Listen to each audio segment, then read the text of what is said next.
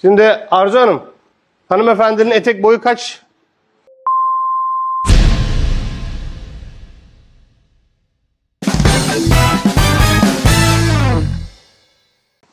Kağıtta yazan 110. Ayakkabılı, ayakkabısız? Ayakkabısız. Ayakkabısız. Göbek deliğinden aşağı. Pekala. Ayakkabısız. Siz söyleyin. Hemen bir bağlantı olsun. Alayım şunu. Sorun değil. Siz söyleyin. Ayakkabısız. Ayakkabısız. Teşekkür ederim Meryem Hanım. Çok sağ olun. Ayakkabısız 110 ise etek boyu. Sizce kaç olmalı? Gülser Hanım. Biliyoruz ayakkabısız olmaz olduğunu efendim. Meryem'e teşekkür ederim. Ayakkabısız etek boyu, bu arada eteği de şey almayın, çok açık değil. Şöyle göstereyim. 2, 3. Evet. Etek de kabarık değil. Dörtlü tarlatan işimizi görecek.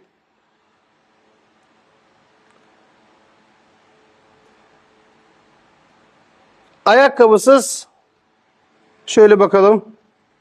Etek boyu 110 demiş. Evet.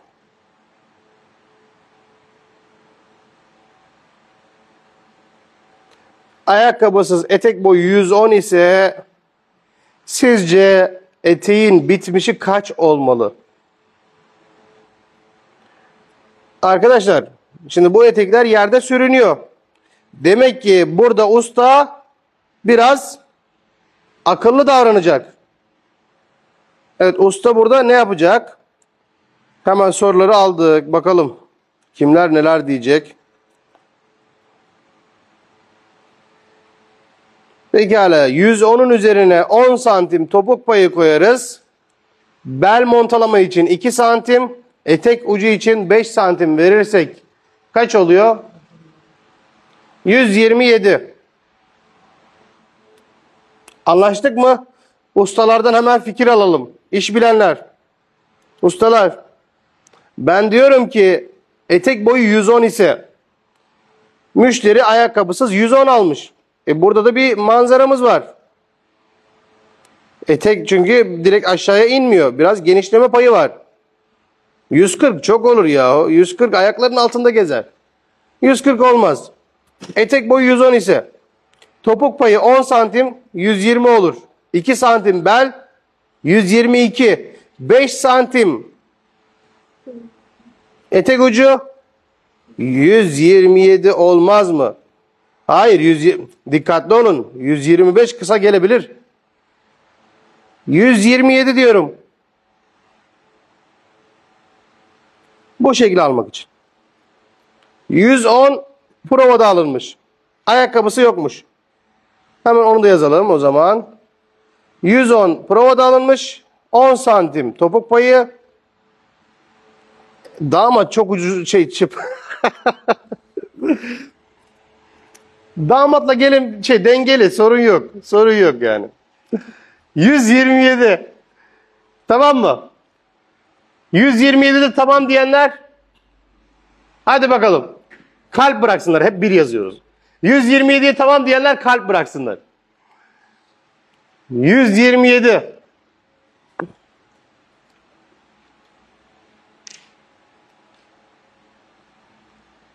Dörtlü tarlatanda Zeynep Hanım çok bir fark etmiyor. İşte 5 santim yetecektir. 130 yahu. Canınız sağ olsun. 130. 130'da anlaşabiliriz. Tamam. Az önce de hanımefendiler 130 da dediler bu arada. 130'da tamamsak anlaştık.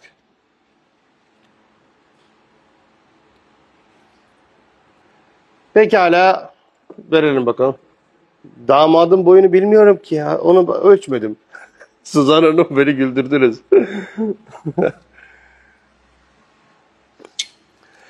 Şimdi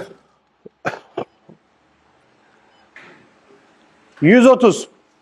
Öyleyse belde 83 diye hesabını yaptık biz. Kuyruk kısmını hesaplıyor musunuz diye soruyorlar. Yok, hesaplamıyoruz efendim. Yok yok, hesaplamadım. Gerçekten hesaplamadım. Şu anda etekte şimdi tam daire üzerine mi gidelim? Yoksa tam daireyi önümüze yatırıp bel bölgesinden aşağısını, bel bölgesini demiyorum. Bakın dikkat edin. Detay şu. Yani şimdi sizle istişare ediyorum. Normalde yani az yaparım bunu ama ya da bugün keyfim yerinde sizlerle sohbet ediyorum. Bel bölgesi. Eteği diyelim ki tam daire yaptık. Modeli de gördük. Tam daire aldıktan sonra bel bölgesini değil, bel bölgesinden şöyle aşağıya inerken sağdan 5, soldan 5 santim alırsak acaba ustalar bunun için ne derler? Fikrinizi alayım. Pekala. Şunun da hiç yorulmadan parçalı eteği çalışır, yani işte nasıl çalışacağız? Ön bir kloş, yani yarım daire. Arka için ise kuyruk kaç olsun? 125-50 santimde kuyruk verelim. 125, 2 sağ 2 sol. Arkada 2 sağ 2 sol 4 metre. Öne de 3 metre verirsek 7 metre. Var mı 7 metre? Biz de tam 7 aldık. Bedende yedik mi biraz? Evet, bedende yedik. Vay vay vay. Bakın görüyor musunuz? 8 almadık mı biz bunu? 10 yazıyor muydu? 20 metre var. 7 metre almışız. 20 metre les. Ya Bedende kullandık. ya nasıl olacak? Yeni bir 7 metre mi? Hayır hayır. Yeni bir 7 metre. Market aşağıda ya. Yeni bir metre. Evet. Pekala. Şöyle şunu bir açalım. Ne diyor arkadaşlarımız? Siz bu kadar bilgiyi nereden edindiniz diye soruyorlar. Ben de anlamadım. Gerçekten ben de anlamadım yani. Şöyle bakalım. Elimizde 5 miydi bu? Bundan da biraz yedik ama sanki. Bedende bunu da yedik. Evet, bundan da biraz yedik.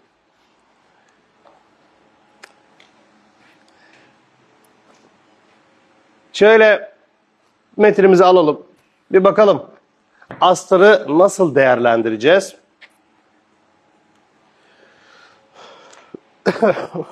Arkadaşlar, bel içi 83 dedik biz. 41,5. Şöyle bir görün. Bu şekilde bel açanlar var. Bakın bu şekilde işlem yapanlar var. Bunun böyle de yapanlar var. İstedikleri zaman da işte şöyle olsun da böyle dönsün de diyenler var. Ben bunu bazen destekliyorum, bazen desteklemiyorum. Ama ben direkt olarak bunun böyle işaret alınmasını, iğne işaretleri veya kalem işareti, hemen alalım onu Arzu Hanım. Şöyle bir görelim. 41,5 nereye tekabül ediyor? Buraya tekabül ediyor. Bunu da böyle önce işaretini alıyorum. Bakın. Hop. Çizdik. Bunun yanında bunu yapmadan önce de bazen satenlerimizin enleri biraz dar oluyor. Yani bazen 145 oluyor. Fabrika biraz çalmış oluyor. Onları da yaşıyoruz. Şey yapalım mı Canan Hanım? Bir telefonu ben alayım sizden. Yani bununla uğraşmayın. Bir daha da oynamayın. Sabit bırakın. Bu böyledir. Heh. Şöyle buradan işareti aldıktan sonra işaretimiz burası. Bir de şöyle bir bakın. Heh, böyle. Şöyle baktığımız zaman buranın da etek boyunun, yani açarken de bazen belleri biz normalden büyük de açarız. Buna dikkat edelim. Ben bunu biraz kuyruklu çalışacağım ki görsel olarak da hoş olsun. Şöyle bir görelim. Arzu Hanım bir alsın. Kaç santim verecek bize? Veriyor. Bakın biz etek için 130 istemiştik. Bizi de gayet de fazla veriyor. 138 veriyor. 136 veriyor pardon. Tamam. Tamam mısınız? Alın, tamam. Çok zor bir şey değil. Tamam. Evet. Önemli değil Arzu Hanım. 135-136 veriyor. Tamam. Yani bu bizim işimizi görüyor. Şu an yaptığım işlem kendimi güvence altına almak. Yani sizler de ustalar olarak, üreticiler olarak astarları veya etekleri keserken bu noktaya dikkat edin. Bu noktalara dikkat edin. Şimdi bizim eteğimiz eğer ki 130 ise astarı çok da ne uzun ne kısa tutmayalım. Görsel olarak onun bir tokluğunu alalım yani. Ne yapalım? Kaç yapalım? Buyurun. Hemen attım meydana. Cevabı verin. Ben 130 olmasını istedim eteğimin. Astarımın Kaç olması gerekiyor? Şimdi herkes 120 diyecek. Bakın. Bakın herkes 120 diyecek. Şöyle şurayı açalım.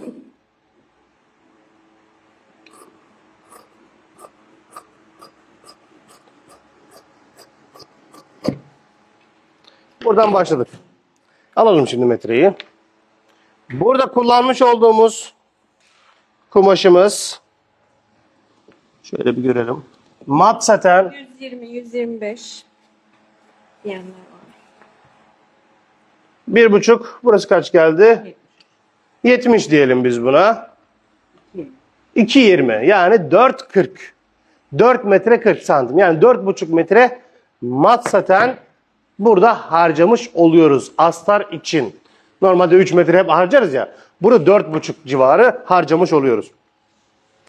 Pekala. Normal klasik gidelim. Şöyle alın Arzu Hanım. Kalemi de size veriyorum. Şimdi kuyruğumuz ikisinin ortası veya normal gidelim. Klasik gidelim. Ne yapalım? Normalde ben bunlarda ne yaparım biliyor musunuz arkadaşlar? Önce bir işareti alın. 127'den. Devam edin. Yok hemen değil. 130'a çıkın şimdi. Tamam. Bakın işareti aldık. 127'den işareti aldık. Yaklaşın yanıma. Şimdi benim kendim tecrübeyle ilerlediğim noktalardan birisi de burası. Bakın dikkat edin. Buralarda sadece benim için önemli olan giriş noktasıdır. 127'den giriş noktam burası. 1 santim dikiş payını hesaplarsam tamamdır. Benim için önemli olan duruş manzarası, etek hemen içeriye kaçmasın diye yanlarda hemen arkaya doğru içeriye kaçmasın diye düz geçiş yaparım. Bu. Düz. Bir özellik yok. Nereye kadar? Bakın geldim tamam. Düz geçişi yaptım. Bunun yanında çaprazı gördüğüm zaman geçin karşıma. Tam detaylı görün. Çaprazı gördüm. Siz neredesiniz şu anda? Biraz daha geriye gidin köşe gözüksün. Evet siz şu anda tam çaprazdasınız. Eteğin kuyruk noktasındasınız. Bunu da biraz ilerledikten sonra fiziki olarak, vücut olarak karşıyı sizi gördüğüm anda buradan bir dönüş yaparım. Yumuşak. Bunun da hatalı olup olmamasını, genel noktasını yani şöyle yaparız.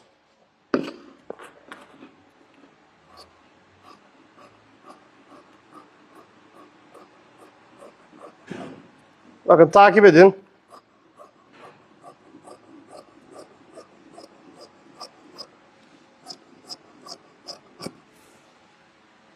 Şu yapmış olduğumuz olay, şimdi bize şöyle bunu alırız, şu noktayı alırız, şöyle kırarız. Eğer ki alt taraftaki, yaklaşın şimdi. Eğer ki alt taraftaki kumaş bu ucu geçiyorsa hatalıdır. Alt taraftaki kumaş bunun aşağı, biraz uzaktan lütfen boğmayın insanları. Alt taraftaki kumaş bunun altındaysa bunda bir sorun yok. Ama siz bunu katladığınız zaman alt taraftaki kumaş yani şu taraf bunun önüne geçiyor, daha uzun geliyorsa oraya müdahale edilmeli. Anlayanlar lütfen kalp bıraksınlar şu anda. Anladıysak kalp bırakalım. Şu alan kuyruk alanını geçmeyecek. Arzu Hanım kırın tekrardan orayı. Uzaktan göstersin kamera biraz. Şuraya. Testini yapıyoruz. Evet. Şöyle yaptığımız zaman bu takip böyle olacak. Bu aslında bize diyor ki eğer ki diyor sen kumaşı biraz uzatmak isteseydin şu alttakini buraya kadar da uzatabilirdin. Sorun yok diyor. Bu bizim yol rehberimiz. Şu uç nokta. Döndüğünüz zaman size yolu gösterir. Açın bunu şimdi. Tamamdır. Böyle bazen kırılmalar olur arkadaşlar. Şu düz geçip dönüş noktası. Bazılarımızı bu nokta rahatsız eder.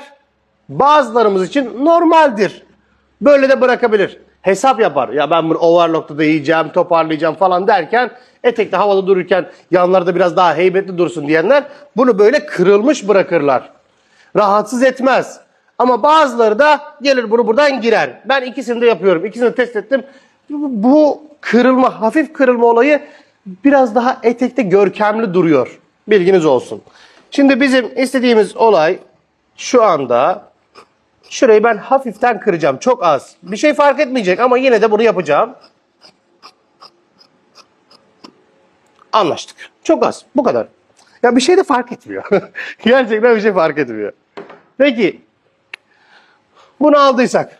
Bu burada dursun. Aslan. Alalım bunu. Alalım. Götürelim. Tamam. Teşekkür ederim. Bir de şimdi yapmamız gereken arkadaşlar hep yorarız kendimizi. Tam dairede hep yorarız. Yani bilinç olarak, üreticiler olarak veya daha yeni girmişler olarak tam dairenin mantığı eğer kumaşınız 3 metre eninde değilse T mantıktır. T mantık nedir? T mantık 3 parça kumaşı yan yana getirirsiniz. Tam daireyi alırsınız, kesime öyle girersiniz mantığıdır. Yani ne demek istiyorum? T mantık. Ön tarafa bir 3 metrelik bir parça koyuyorsunuz. Arkaya ise boyuna 2 tane 2 metrelik parça koyarsanız kuyruklu tam daireyi çok kolay alırsınız. Kumaşınızın eninin 150 veya 160 olması bir şey değiştirmiyor. Bilginiz olsun. Şimdi bizim elimizdeki şu parçamızın eni önemli. Tabii kumaştan kumaşa da değişiyor. Şimdi bunu bir ölçmek istiyorum. Umuyorum ki biraz çalma falan olmamıştır, şu fabrikadan bahsediyorum. Umuyorum ki 150'den aşağıya gelmez. Şöyle alalım. Fabrikanın günahına girmiş olduk. 170 yapmışlar. Teşekkürler. Ya da yanlış bir şey mi yaptım ya burası? Hayret. 170 yapmaz normalde bunlar. Neyse, şaşırttılar beni. Şimdi bizim ihtiyacımız olan F mantıkta, şimdi biz de kumaştan biraz yedik. 50 santim kadar. Merak ediyorum. Acaba biz bunu satın alırken de illa 7 metreden mi verdiler? Yani şöyle bir yarım metre atmadılar mı fazla? Sonuçta bayağı aslan alıyor yani. Biraz fazla verin değil mi? Şöyle alalım bunu. Merak ettim. Acaba elimizde ne kadar var? 1,5. 1 yapalım. Kendimizi yormayalım. Şöyle kamera biraz daha yakına çalsın. 1.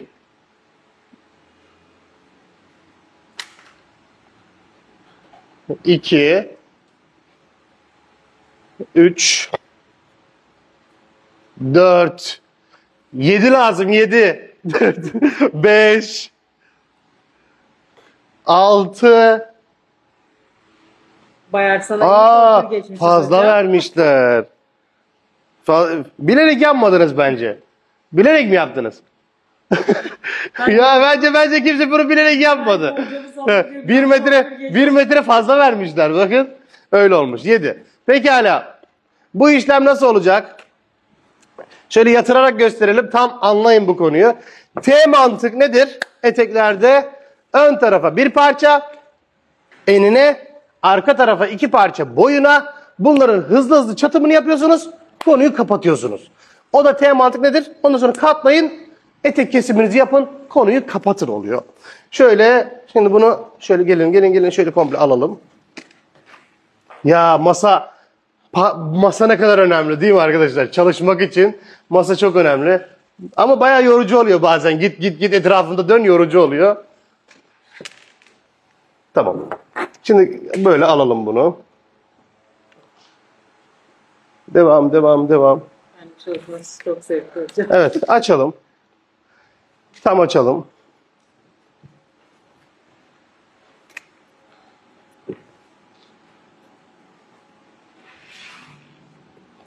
Ben hayatım boyunca arkadaşlar yatırımımı hep ekipman, yatırımımı hep buna yaptım.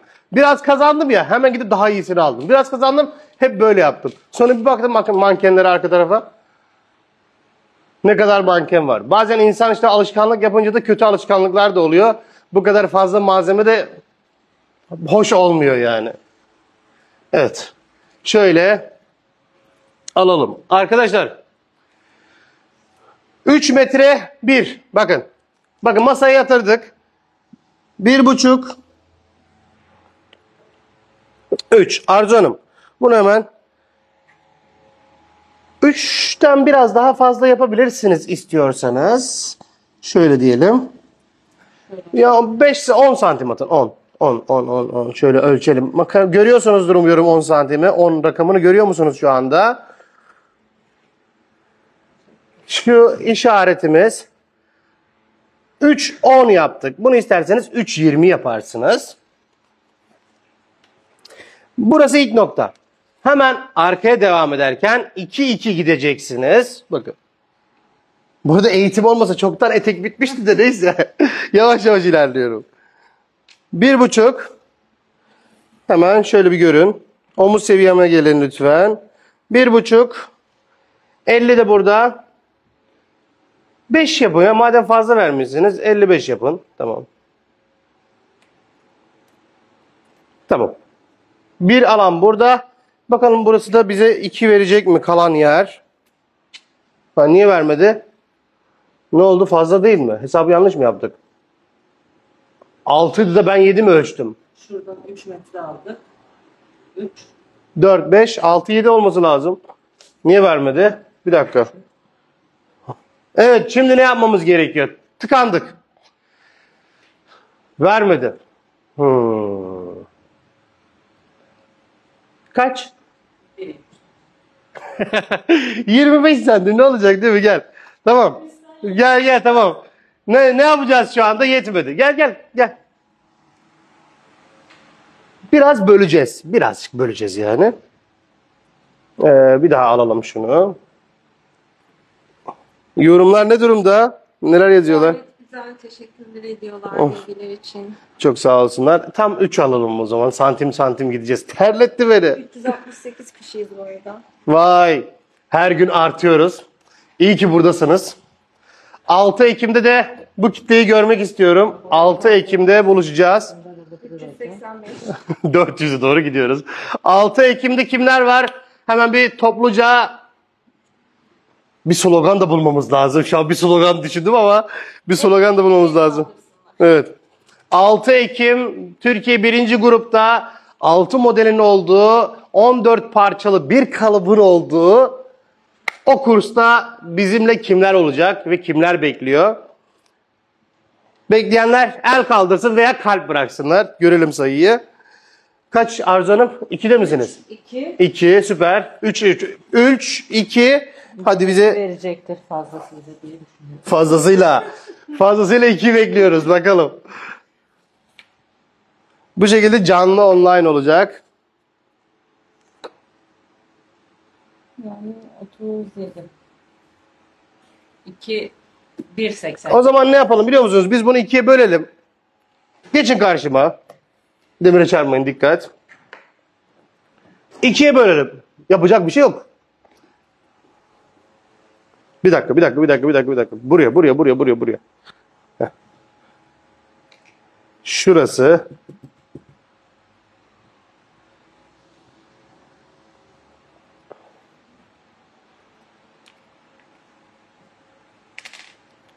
Şimdi biz bunun üzerine koordinalı Fransız getireceğiz çerçevesine. Bunu da yapacağımız için bir daha şimdi ölçü alacağım. Bu arada mezuraları soruyorduk. Hepsi buradaymış bak. Hepsi orada yatıyor. Şöyle bakalım.